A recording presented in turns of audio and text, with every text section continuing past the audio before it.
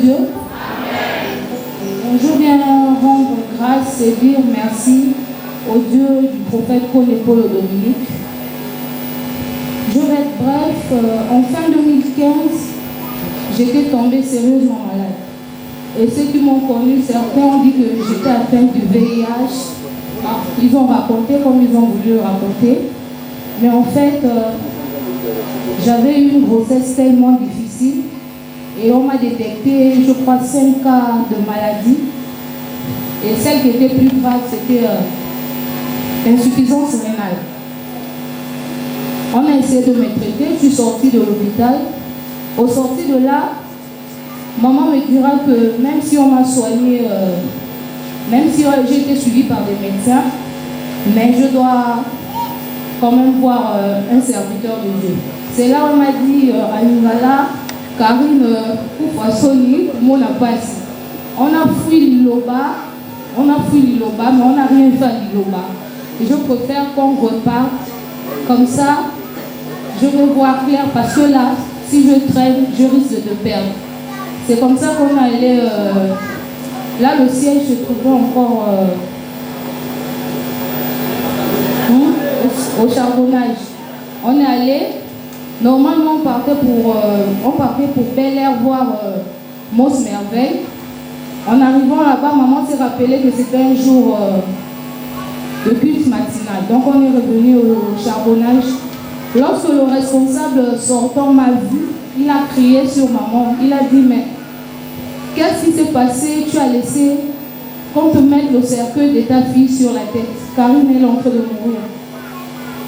Il m'a reçu, il m'a prophétisé, il m'a donné le jus et il m'a dit comment faire. Bon, bref, je suivais le jus et tout. Après quelques moments, tout est redevenu dans l'ordre. Mais lorsque j'ai accouché, j'avais une douleur qui me prenait souvent de l'ombril jusqu'à la colonne vertébrale. Et cette douleur faisait en sorte que lorsque je dors la nuit, j'ai du mal pour me retourner. Je dois gesticuler ou faire un petit bruit. Bon, j'avais peur d'aller à l'hôpital parce que je me disais, on va encore me dire que non, c'est l'insuffisance rénale. Déjà, le mot là me faisait peur. Je pensais aux dialyses et tout et tout. J'avais peur et je disais, bon, je vais garder ça pour moi-même.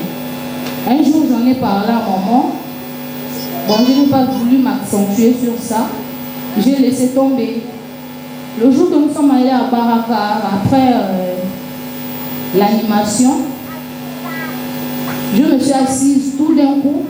Je commençais encore à ressentir cette même douleur.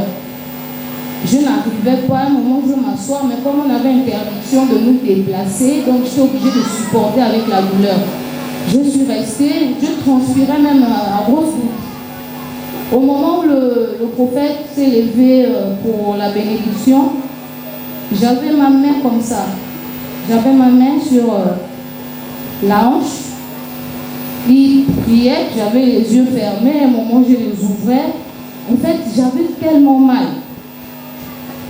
Au sorti de là, bon, la douleur s'est calmée, je n'ai même pas fait attention. Je suis revenue à la maison, je n'ai pas fait attention. On s'est endormi, le lendemain, je me réveille pour aller au travail. Je n'ai ressenti aucune douleur. Quand je rentre le soir, j'ai dit à ma fille, j'ai dit, bâton.